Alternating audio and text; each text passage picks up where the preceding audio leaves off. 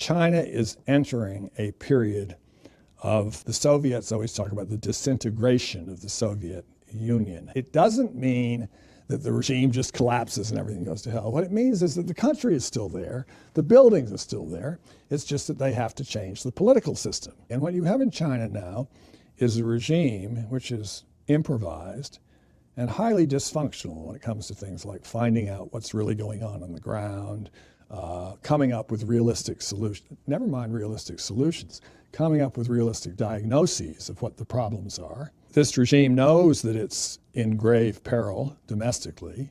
One man who was very, very high up as a sort of an advisor, very close to Xi, I encountered in a situation where he could be candid, and he said to me, "Arthur, what the hell are we going to do? Everybody knows that the system doesn't work. We have reached a hutong, which means a dead-end street. But what we don't know is what is the next step to take. Because this place, there are mines everywhere.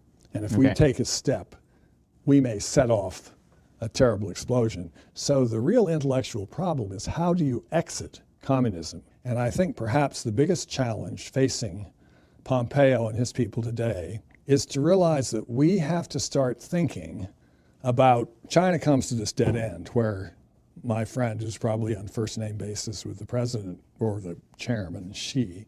They have to decide what they're going to do at the dead end, and we have to decide what we're going to do in response.